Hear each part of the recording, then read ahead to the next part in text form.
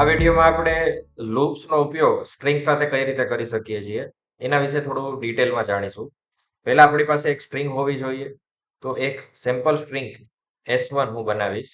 એમાં હું ABCDEFGH આવું હું સેમ્પલ ડેટા એની અંદર પ્રિન્ટ કરીશ. ઓકે, તો કેરેક્ટર બાય કેરેક્ટર આપણે જો આ ડેટાને પ્રિન્ટ કરવો હોય તો આપણે ફોર લૂપનો ઉપયોગ કરી શકીએ છીએ. આ રીતે for CH in S1 print CH. Okay, તો S1 સ્ટ્રિંગમાં જેટલા કેરેક્ટર્સ છે એ એક પછી એક ઇટરેટ થશે, એ CH માં જશે અને દર ઇટરેશન વખતે CH માં જે ડેટા છે એ પ્રિન્ટ કરવામાં આવશે.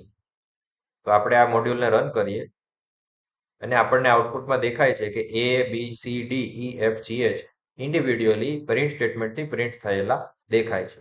જો આપણે એક જ લાઈનમાં આને પ્રિન્ટ કરવા હોય તો એન્ડિંગમાં એન્ટરની બદલે સ્પેસ આ રીતે રખાવી શકીએ. સિંગલ સેન્ટેન્સમાં આપણને દેખાશે પણ એક સ્પેસની સાથે.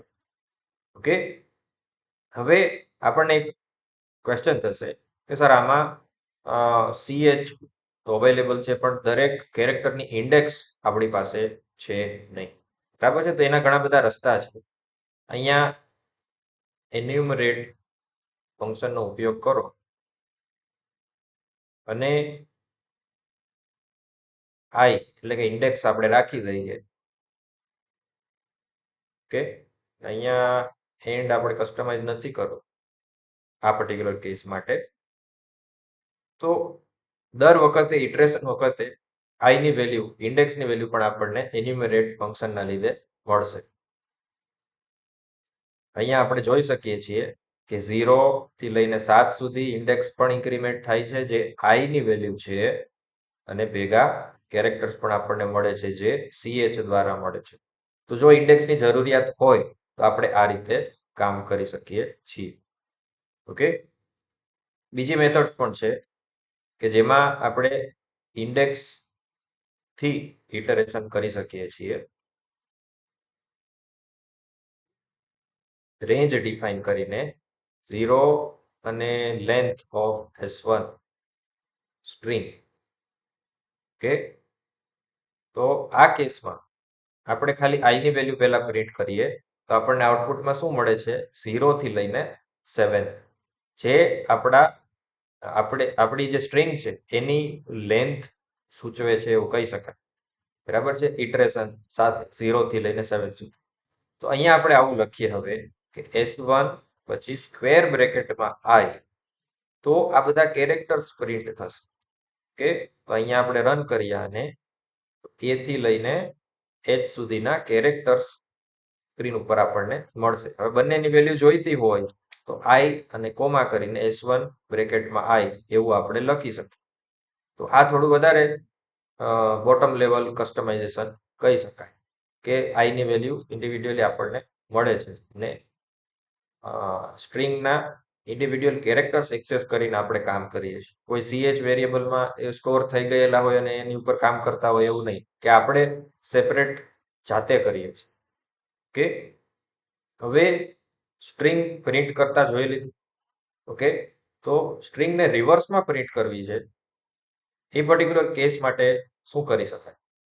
તો કે અહીંયા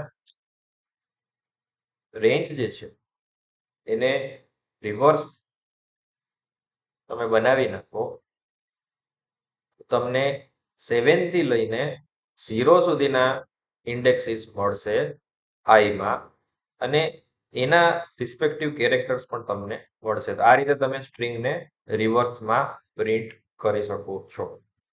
ઓકે, આ સિવાય પણ એક ટેકનિક છે કે જે લાસ્ટ વિડીયોમાં આપણે જોયું હતું કે ભાઈ સ્ટ્રિંગ આપણે આપતા હતા.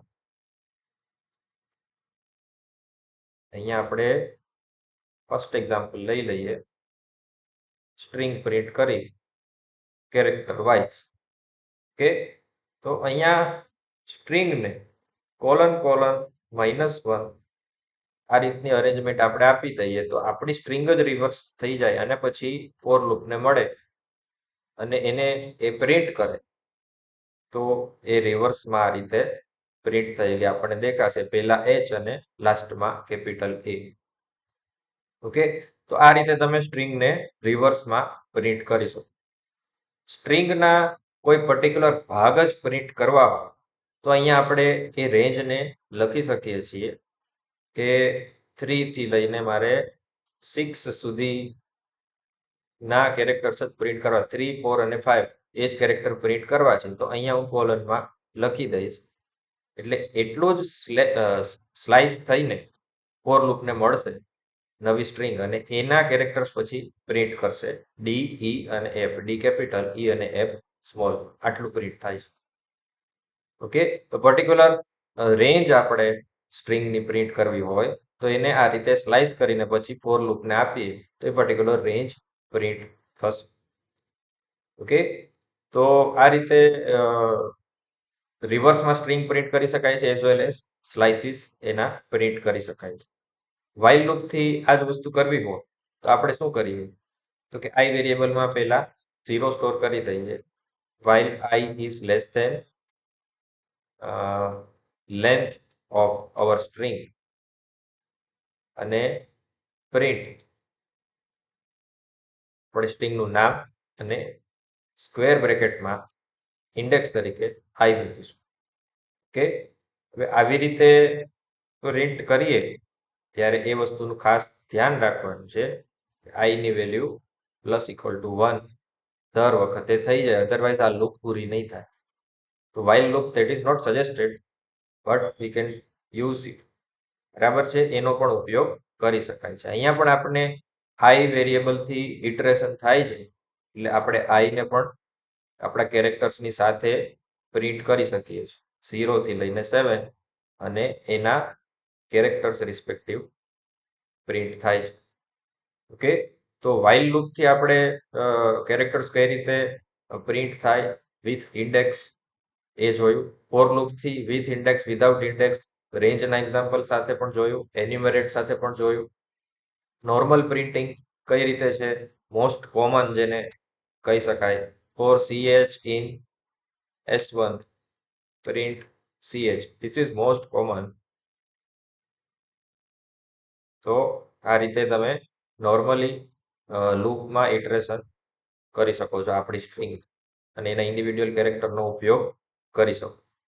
ઓકે, તો સ્લાઇસિંગનો ઉપયોગ ઇન્ટેલિજન્ટલી લૂપ સાથે જ્યારે કરવામાં આવે, ઓકે, અને એના રિવર્સના ફંક્શન, તો મોટાભાગના ઓપરેશન લૂપ રિલેટેડ જે સ્ટ્રિંગ પર કરવાના હોય તે ઇઝીલી થઈ જાય છે. વાઇલ લૂપનો ઉપયોગ સજેસ્ટેબલ નથી, સિવાય કે તમને ખબર હોય કે તમે શું કામ એનો ઉપયોગ કરો છો. ઓકે.